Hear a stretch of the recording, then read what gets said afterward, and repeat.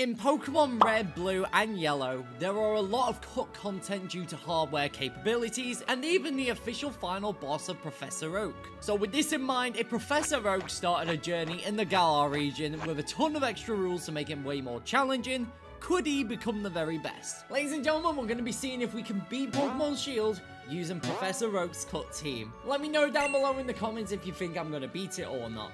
Also, 97% of you guys are still not subscribed, so what are you doing? So if you want to see more Pokemon challenges, hit the subscribe button, ding on the notification bell, and with that said, let's get gaming. To start, we load in as Oak, and boy doesn't it feel good to be 10 years old again. Oh crikey, what are these starters? They're nowhere near as good as the Golden Boys. For now, I picked Rookie just to get us started. We'll be getting our original star in a little bit. But to summarize, Hop is secretly blue, Leon is secretly red, and us, we're just us. We take care of Hop, Sheep, and Crying Lizard before making our way to Route 2. Okay, I find this incredibly insulting. I have been a professor since 1996, and about 35 more years before then, so I know how to catch. Now we have to battle Hop again to see if we're worthy of beating the gym challenge. Mate, it's a 1v3, how is this fair? Oh. Well then, we won with ease and the professor made us a Dynamax band. But as mentioned, I will not be Dynamaxing in any battles. There's one Pokemon we can catch here via fishing, and that is our wonderful whiskered fish. I called it the obvious before heading towards the wild area. This is a huge playground for Galar trainers, but we can only get one more Pokemon here, and that is our fire puppy in Harsh Daylight. We easily catch him in a simple Pokeball and named it Sora. Not only the name means good-natured, loving, and companionship, it's also a Japanese name, and being a Japanese Akita Inu, it's perfect. Go back to the zoo, my friend. Next, we head into Motorstoke, where our gym challenge begins and the opening ceremony, and our first hairdressers. Yeah, this was the best I could do. Oh hey, Sam, try giving this to Grookey. Yeah. About that. We receive our gym uniform and got to pick the number. Professor Oak's Generation 1 card is 88. So we go with that. Before we continue on, we have a run-in with Team Yell. Meet another rival? Since when there were so many? We head back on the train and back towards the Isle of Armor to catch one more Pokemon as well as our Kanto starter. We do have a run-in with Slowpoke, which we have to catch to proceed on the train, and have a quarrel with Trainer Avery. Again with the rivals! Amber's special attack is quite dangerous, so by the time we get to his Slowpoke, we don't have enough health to withstand. Uh-oh. But a couple levels later, we take it down. Here at the dojo, we can get our Kanto starter, but I won't be doing that as this specific item messed up my first run. So being cautious, I decided to transfer from Oak's lab specifically. We called our Bulbasaur Spot, because it has a lot of spots. And then we head over to the training lowlands to catch our last encounter for now, Tauros, called Togyu. It means Sumo Bull. With a team of 4, we can proceed on our gym challenge, but we have to battle Hop again. I hope you're ready for a thrashing this time. Son, let me tell you, if you have the same team as last time, and I have now 4 Pokemon instead of 1, who do you think will win? Me. Hop facepalms in stupidity, and we make progress on Route 3 and evolve Spot to Ivysaur before heading into the Galar Mines. However, before reaching the exit, we're stopped by a trainer called Bede for a battle. I'm looking for wishing stars for the chairman, and you're not getting in my way. You can have mine. I wasn't asking, was I? We get into a brawl with Bede, and while Stalosis takes a huge chunk out of my health, we bite hard, taking it down, alongside hurting Gothita before a Psybeam knocks us off. I then send out Togyu, who immediately runs it down with Assurance, and knock out his Hatenna 2. Ugh, no point in wasting my time. We're clear to proceed to Route 4, and after grinding towards the level cap, all of it was put to waste when... Yep, this Wooloo breaks my legs. The old bones aren't as strong as my looks. Regardless, after recovering in the hospital, we were ready to take on the Grass-type leader. But as he uses 2 Pokemon, I will also use 2 Pokemon, setting on Togyu and Sora. His Gossifleur is first, and a simple Flame Wheel knocks it out in 1.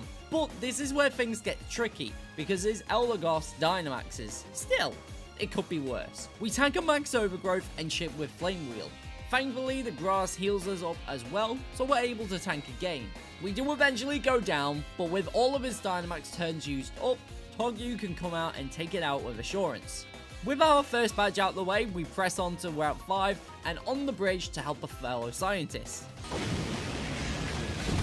Looks like Team Yell's blasting off again. Thank you! Stick this Rotom up your bike. Excuse me? It's a Rotom bike! Or it could go up your arse. With that rude conversation over with, we press on to deal with Hop. Wooloo once again poses no threat, so down it goes to 2 flamethrowers, but his now evolved Drizzile does. So we switch to Spot to eat a Water Pulse. It outspeeds, but we tank a crit. We do get confused, but hit the Razor Leaf, but on the next turn... Stupid sexy Flanders! Ow, my leg! However, Togyu outspeeds and finishes off with a Horn Attack. And 2 more Horn Attacks take down Corvisquire, meaning we could press on to our second gym. For this one, Nessa has 3 up her sleeve, so we bench Sora and take on the gym challenge. This one is a maze, so we battle through whilst also navigating the correct colour pipes. Also, our useless Fish finally evolved to 1 Menace. We get our huge stat buff, but also opens up a lot more moves to teach it. We're now ready to take on Nessa. She starts with Goldeen, so I send out Togyu. Its impressive attack stack should dent. We eat a Water Pulse and 2 Horn Attacks take it out. Next was Arrokuda, and although quick, isn't bulky, so the same treatment was given. This leaves none other than her Dreadnought. She Dynamaxes, and instead of attacking, we go for a Tail Whip to reduce its defense. A Max Geyser activates Swift Swim, so Spot comes out, tanks a Max Strike, and a Seed Bomb being quadruple weak. We hit it to the brink of death. With her Dynamax over, we hang on after Razor Shell before 1 more Seed Bomb wins us the match. With 2 badges and no major trouble, we meet up with the chairman for a wonderful seafood. With Arrokuda's devoured, we head back towards Motorstoke where... you again? What do you mean me again? You're blocking my way. Sora, eat your dog food. You just lack talent. Back in my days, I used to be champion of Kanto. Eventually, we push him into the water and chase up Team Yell, stopping the Carcol from doing work. And with the help of Hop and gym leader Kabu, we were out with the mines. I level grind some more to prepare and take care of the ruthless battle I'll be having. But first, a nice book in bed would do. I have been expecting you, Professor. Okay, fine. We set up with Grove and tank a Venoshock before being able to sweep Krogunk with a Seed Bomb, and also take down Scraggy. Morpeko does hit hard with a bite, but 1 more Seed Bomb knocks it out. The next morning, we're up against Kabu, and I need to hit hard and strategize. Obviously, I'm going to be benching Spot, so this leaves my Fire Dog, my Raging Bull, and my best friend Fish. He starts with Ninetales, and knowing he has Will-O-Wisp, I start with Sora. We keep sending bites and quick attacks at one another until eventually Ninetales falls. Next up was Dad? We run away to Fish. We have Intimidate, however, so we can reduce its attack before bringing Sora back out. However, this was bad, as not only it goes for something different, but sharply boosts his speed. So we switch back. Again, Intimidation help him. And now it goes for the burn. What are the odds? Regardless, we were able to take it out with 2 Waterfalls, which leave none other than his Gigantamax Center Scorch. I send Sora back out to waste a turn, but to also hit Intimidate again. We outspeed, so we fit in 2 Waterfalls, but fall to its Fire Vortex. However, we stall the Gigantamax turns, so Togyu can take it down easily with 2 Horn Attacks. A bit of a lengthy one, but still simple enough. Kabu is a big wall for most trainers in the region, so it's nice when moving to the Midlands with very little trouble. All you care about is your throwing techniques. You're giving stars to a Prime Minister! Why do I bother? I dealt with this nearly 30 years ago. I left the 2 squabbling so I can hunt for my next Pokemon. It's located in the Crown Tundra, and whereas they're all from level 60, the dens aren't. So we managed to find a male Nidoran in Giant's Bed. Oh, I know what to call you. With that out of the way, new moves, and evolving to Nidorino, we press on. I should probably mention that whereas Oak's Easter Egg battle didn't involve a Nidorino, not only he has one in Pokemon Masters and a Nidoran in the opening dialogue in Red and Blue, you can also see a Nidorino against Gengar in the opening of Red and Blue, and that is his old rival Agatha. so it's clear that his ace is Nidorino. On top of that, we find a Firestone and evolve Sora to Arcanine. After arriving in Hammerlock, we bump into Chairman Rose, who gives us the perfect plan for the future. Having said that, we go off to investigate in science and history of Galar with Sonia, and what the relationship was like between people and Pokemon. You kids are way too loud. Can't be waking Solar Cobra up. You're causing a scene! Once again, we tell them to beat it, and get the TM Dig, which will be good for Nidorino. Once we arrive in Stow on side, Hop's waiting outside the Ghost Gym, who's asking for another beating. Togyu hits hard with 2 Horn attacks, taking down Cramorant, and also Silicobra. Draziel is next, and we're looking a little low, but push through. Outspeed the Lizard, and a singular Bulldoze sweep his team. With Hop out the way and Spot evolving to Venusaur, our team is really starting to take shape. We're now ready to take on Alistair and his ghosts. I benched Togyu being a normal type, so we can proceed with my favorite test. It just feels like I'm at a carnival. Eventually, we're face to face with the Ghost Whisperer. He starts with Yamask, and I go for Spot. A super effective Grass Pledge knocks it down in 1. Mimikyu is next and tanks another Grass Pledge thanks to its Disguise ability. It outspeeds and hits hard with Slash, but we do manage to take it down. His Cursor is next, and again we do a lot with Overgrow Grass Pledge, but it's not enough and we go down. Next up was Sora, and one easy crunch finishes it off, which leaves none other than Gigantamax Gengar. Thankfully, our crunches deal huge damage and we do eat 2 critical hit Max Darkness, but again another crunch secures our 4th badge. With that out the way, we wasted no time in... Oh, that can't be good. It turns out B was destroying a memorial and showing no love to the region. Thankfully, Fishy's attack and special defense allows us to push through the whole team unscathed. What? You can't disqualify me? Who's laughing now? We push through the forest and eventually arrive in Ballon Lee, home of the Fairy-type gym. Opal's challenge is an audition for the new Fairy-type gym leader. So, what qualifications do you have? Pokemon researcher? We show our talents with Barney, Sora, Spot, and Fish. Then they pull through. Myself, on the other hand... phooey, my old age got to me. Nevertheless, we got through to the final exam, and it's a pity I don't knows the answers. But I sent Fish out to do Dragon Dance, raising our attack stat. Once our attack is up by 2, we press to attack. 2 waterfalls, taking it down. Her Togekiss is next, and we flinch her with an Ice Fang, so a free turn takes it out. But now it's Mawile, and I thought it would be bulky, but a waterfall puts it on the brink of death, so 1 more is just too much. Last but not least is her Alcremie. Again, waterfall does major damage, but it's not enough, so G-Max Finale ends our sweep. Barney does come out, and we hit hard with Poison Jam, but the recovery does not help.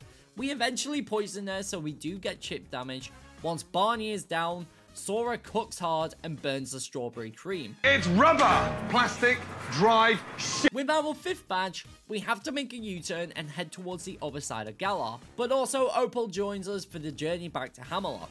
But now is the time where I mention I have a Discord server that you are able to join down below in the description. It's the perfect place to showcase your love for Pokemon, trade, and battle other like-minded trainers. So be sure to check it out. Anyways, we arrive back in Hammerlock where we bump into Bede. Harmo really likes hitting you in the back, doesn't it? Next, we meet up with Hop, who manages to catch back up in the challenge and wants another battle. But I should probably just show you.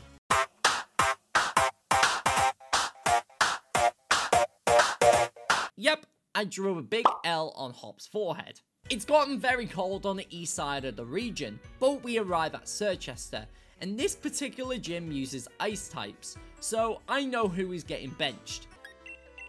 On top of that, I was in the same clothes for 2 long days, so I needed a change. Much better. Melanie may be fragile, but her team packs a punch. We hit hard with Smart Strike, but she returns the deed with Icy Wind. This reduces our speed, but we're still faster, so we take it down. But that's not the case with Darmanitan. I send out Barney, and this gorilla is annoying me, using Taunt, meaning I can't set up a Focus Energy. We get hit hard, so I send out Sora to sweep. We eat another Icicle Crush before I come at a roaring ball of fire and take it down. Her Ice Q is up next and does outspeed when we break the Ice Face, so we eventually go down. as soon as G-Max Lapras sets up the Aurora Veil while squashing me with a huge icicle, my team had pretty much had it. But I had faith in my team, so we try again with a new strat. This time, Fish is first, and I hit hard with Stone Edge. It's quadruple weak to Frostmoth, so it goes down in 1. Next is the Monkey, but we once again take it down in 1. For Ice Cube, we go for accuracy instead to take down the Ice Face, but we do go down to Freeze Dry. However, this is perfect because Togyu is still faster, but just to be sure, I go for Bulldoze in case anything happens. We easily take it down with 2 Smart Strikes, and we're looking much better against Lapras. It's super bulky, but reduce its speed, ready for Barney to stall. However, it sets up the Veil whilst also taking me down. Dig allows us to stall the Dynamax turns and the Aurora Veil, so once we go down, Sora can come out, outspeed, and hit hard with a couple of Thunder Fangs, taking it out. It was a little tougher than originally planned, but still not too much trouble. Oh hey, how's Rotom? Dead? We can now ride across the water to this little island. From there, we can catch our final Pokemon, Execute. I named him Trunker and gave him a Leaf Stone that I found in Turffield earlier on in the run, instantly evolving to Executor. Pineapple, shake the tree. It's not going to serve much purpose now going on to the Dark-type gym, but we now got a Moonstone as well, meaning Barney can now evolve to Nidoking. Psst, over here. Uh-oh, this can't be good. Marnie wants a fight, but it's no problem for not only well, okay then, this fight did not go to plan, but we managed to pull it off, somehow. We're allowed to pass through and take part in the gym, but seeing as Piers only has 4 Pokemon, guess what? Bye-bye, friends. Oh, I'm gonna You can see this was pretty much a walk in the park, but Spikemonth is rough, with Chavs scattering about. With the help of Marnie, we do pull through and challenge her brother Piers, and let's just say this is what a UK mosh pit looks like. Piers Scrafty intimidates, which isn't ideal, but I've thought to switch the Fish to return to sender and send Barney back out. This resets the attack stat, followed by 2 Brick Breaks, knocking it down. Next is Malamar, and being quadruple weak to Bug, a huge Mega Horn is an easy OHKO. However, Obstagoon is a problem, because not only Obstruct is a pain, but it reduces my defense by 2, meaning we fall. This Raccoon is super bulky, we go down, but we stall until he runs out of PP, meaning we can then take it down. I get a couple more free switches to set Intimidate up as it tries to set on us. We also hit a flinch on Waterfall, so 1 more secures our 7th badge. Excuse me, coming through, Professor at work. Next we return to Hammerlock, and we're one of the last ones standing. Raihan is dangerous, but I have a trick up my sleeve. He only does double battles, so I have to be careful with who I choose, and I go for a menacing combo. Tauros, knowing Bulldoze, attacks everyone other than Fish. Flygon does no Levitate, but a critical hit activates Anger Point, which maxes out our attack stat. This means Smart Strike takes down Gigalith, and Fish, well, falls to a Thunder Punch. Although, this is perfect for Trunker to set up Reflect. We do get burnt to a Fire Fang, but that doesn't matter, as we have Giga Drain and we're special attack oriented. Once Duraludon Dynamaxes, a Bulldoze slows them both down. We're on the brink of death with Max Knuckle, and also Togyu gets paralyzed. We're going down to another Max Knuckle. So Sora comes out and hits hard with a singular Flare Blitz. This wins us our last badge, and it went a lot easier than I imagined. But we're not done yet, because we've still got the toughest battle to face yet. We're set for Winden, and Hop still thinks he's the favourite, right? Okay. But let's not forget how many times I've knocked you down. Once we arrived at Winden, we're ready to take part in the final tournament. But first, shopping. Now I feel like a professor. We need to take down our rivals, as they were also the only ones who got through. Marnie's up first, and her Liepard goes down to a huge Mega Horn. When Scrafty comes out, I switch to Sora and avoid the Swagger. This allows us to sweep with Play Rough, followed by a Flare Blitz on Toxicroak and another Play Rough on Imposter Pikachu. This leaves none other than Grimmsnarl. It Dynamaxes, so we get another Play Rough in. G-Max Snooze brings it on the brink of death, but 1 more gets it in the red. Once we fall, I send out Togyu, but it heals, so we get 3 turns to hit Smart Strike. It uses Torment, so we switch to Bulldoze to finish Marnie. Next was Hop, and we have a problem. Sadly, Spot and Barney over-leveled, so they're gonna have to remain in the box, meaning I just have a team of 4. Nevertheless, we press on. Double is bulky and hits Body Slam twice. Thankfully, we get lucky with no paralysis and take it down with 2 Giga Drains from Trunker. Corviknight comes out and I switch to Sora, evading Swagger and make it eat a Flare Blitz. I needed to hit hard, but we miss a play rough. Ugh. So we sacrifice ourselves to hit one more Flare Blitz. I send Trunker back out to set up Reflect again and chip his HP with Giga Drain. At this point, I'm simply stalling. Eventually, we do take it down, so we have to deal with Pinch Urchin. 2 sidekicks were easy enough to take it down, leaving none other than Inteleon. Whereas Snipe Shot isn't concerning, his Hailstorm and Darkness is, which takes us out. With this, I send out Togyu to do major physical damage. Come on, really? We fall to Max Geyser, but this sets the rain, so Fish tanks a Snipe Shot before 2 crunches finally ends Hop's team. That was a little more closer than I'd like. Samuel, tell me, how good is it that you're back battling Pokemon? Oh, it was easy. Hop really has a fat L. Excuse me. With Leon missing, Hop, myself, and Piers decide to bring a party towards Rose's tower. Annoyingly, Oleana, being the obedient doggy she is delaying the tournament to hold Leon hostage. But with the help of the chaps, Piers gives a wonderful performance at the monorail. You could tell the Marco Cosmos are nothing but imposters when these ones wear lousy sunglasses. At night. But on the other hand, life insurance sounds good for old folk like me. We do arrive at the top where Oleana is waiting for us. She starts with Frostlass and I go for Sora's Flare Blitz for a swift OHKO. Next was her Milotic, but we have another trick. Yep, Wild Charge. Her Surf is just too much to handle, however, and we go down. I go for Barney, but Rivalry doesn't help here. Oh my word, seriously? Milotic does go down on the second punch. Her Salazzle is next, and being quadruple weak to ground, it goes down to a simple dig. Next was Serena, so 2 poison jabs finish it off, none other than the office's waste bin? We waste a turn to hit hard with a dig, but also activate weak armor. We do fall to a max strike, but Togyu makes easy work with 2 bulldozers, stopping her in her tracks. So we save the tournament from being cancelled tomorrow, all because Rose is a wizard. If Opal isn't worried, I wouldn't either. Now it's time for the Champions Cup, where Oak has to rematch 3 of the gym leaders to battle for a shot for Leon's crown. But Bede interrupts, asking for one more battle to retire. Kid, you're too young to even get a job. He starts with Mawile, so I bring out Barney. However, Intimidate and Rivalry changes my plans, so I switch to Sora. Flare Blitz is an easy knockout. Next is Gardevoir, and another Flare Blitz leaves it on 1 HP. Sidekick takes us out, but the lingering burn is also enough to finish the fairy. His Unicorn is next, but outspeeds and Psycho Cut instantly sweeps. To stop that, Fish's Intimidate drops the attack. It does go for Dazzling Gleam, which we easily eat, so a crunch and a waterfall takes it down. His Hatterini Gigantamaxes, but we hit hard with our stab before falling to Mindstorm. I decide to bring out Togyu to hit hard with Smart Strike, but we also fall. Spot gets it to 1 HP, but the same thing applies. So all that's left is my plant.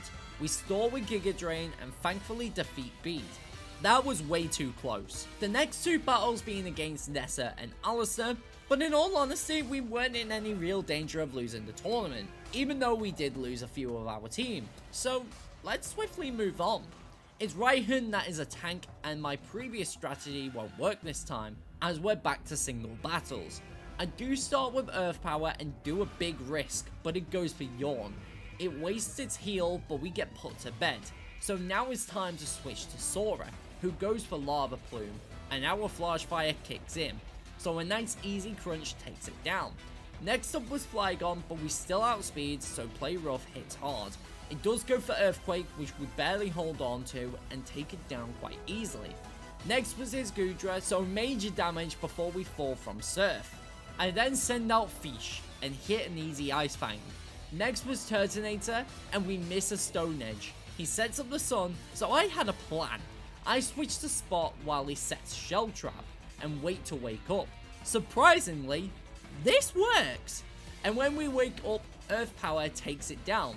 This, I didn't think it would work. His Duraludon is all that remains, and we hit hard with an Earth Power, barely holding on after max Rockfall, so we just gave off another easy win with Spot of all Pokemon. There's always someone younger coming up. I mean, I'm 50, but thanks. Hop has a pet talk with myself and his slippery Blizzard. That's just not normal. Now we have our shot, but Rose had other plans. Tactical nuke! We evacuated back to Postwick to survive the blast when we bump into Sonia by the gate, staring into the woods At night. That's just weird. Regardless, we run in to get the sword and shield before confronting Rose at his lab. This lab size is a dream come true. Rose had an evil mastermind plan, but there's a problem. Building a monotype team, weak to fire and ground. So guess where this ends up? One by one, they all fall, except this includes Sora to recoil damage. His Copperager is a little more complicated. We waste a Dynamax turn so we can go and dig under the field. We do fall to Max Mindstorm, however, and Togyu thankfully tanks a Steel Surge, and one Bulldoze is just too short, so we go down. Fish finishes it off with one big chomp. However, even with Rose defeated, this doesn't eliminate the purpose of the Darkest Day, otherwise known as Eternatus.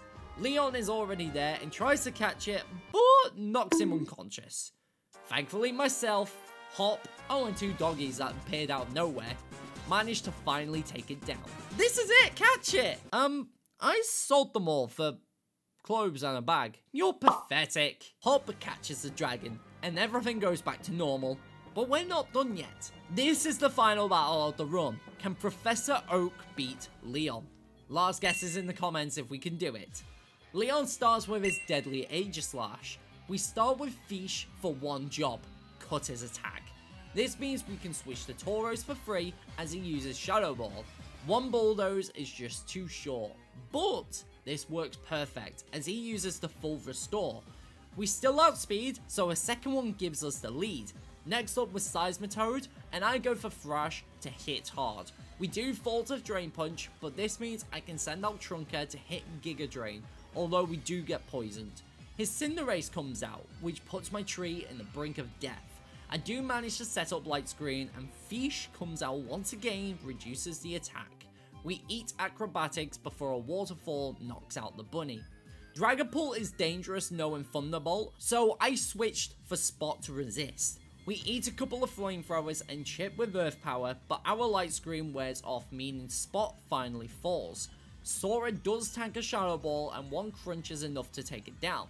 Knowing Haxorus will go for Earthquake, I get a free switch to Fish. Again, cutting the dangerous attack, and two Ice Fangs can take it down. This leaves none other than his Gigantamax Charizard. Stone Edge can do major damage, but I didn't want to risk the accuracy, so I go for Waterfall instead.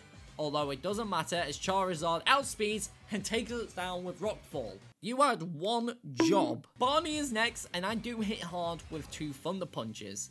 His Dynamax ends, but we fall to a Fire Blast, leaving a simple one-on-one. Why did you bother? A simple Wild Charge is enough to reclaim a champion crown. With that, Professor Oak is once again a champion of the Galar region, with a bunch of extra rules. Thank you all very much for watching. If you did enjoy it, don't forget to hit the subscribe button, ding on the notification bell so you know when I upload, and I'll see you all in the next one. Bye bye!